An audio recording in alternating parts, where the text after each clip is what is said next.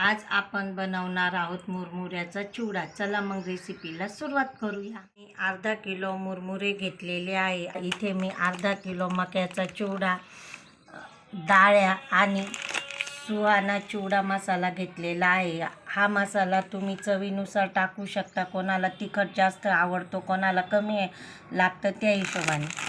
आणि थोडंसं सुकं खोबरं आहे ना, हे अशा प्रकारे कट करून घेतलेलं आहे। एक छोटी वाटी घेतलेलं आहे आणि फोडणीला देण्यासाठी कढीपत्ता घेतलेला आहे। चला मग आपण सुरुवात करूया। यामध्ये आपण थोडंसं चवीनुसार मीठ टाकायचं आहे, हळद थोडीशी टाकायची आहे व तिखट अगदी थोडंसं घेतलेलं आहे मी।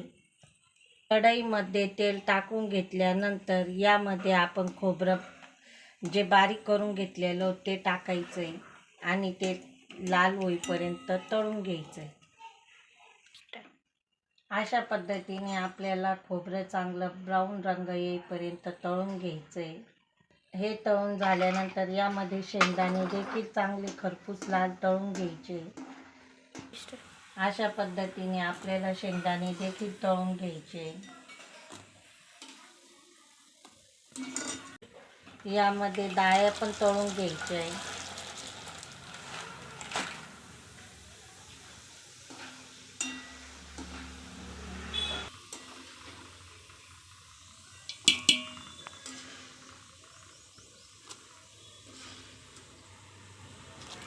मक्याचा चिवडा देखील याप्रमाणे तळून घ्यायचा आहे।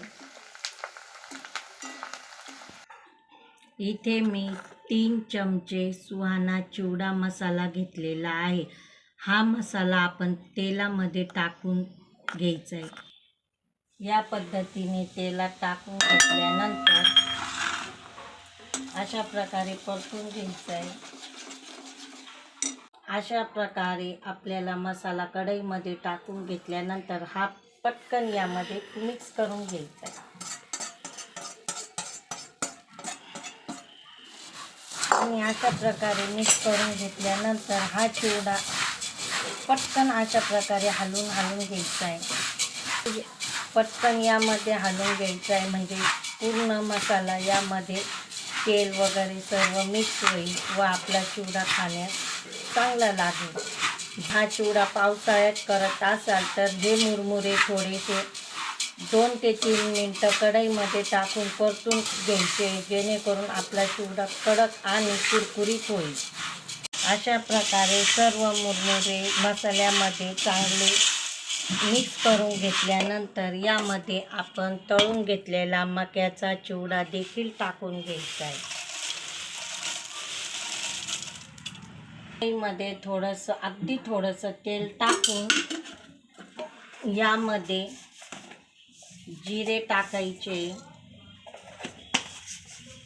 व कढीपत्ता, मोहरी हे टाकून घेतल्यानंतर चांगलं परतलं की लगेच हा कढीपत्ता देखील यामध्ये टाकून घ्यायचा आहे।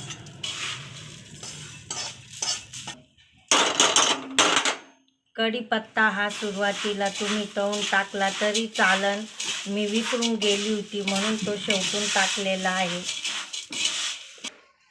आता चवीसाठी आपल्याला यामध्ये पिठी साखर मी मिक्सरला बारीक करून घेतलेली आहे, ही देखील यामध्ये टाकायची। पिठी साखर ही ऑप्शनल आहे, तुम्हाला आवडत असेल तर टाका, नाही टाकली तरी चालेल।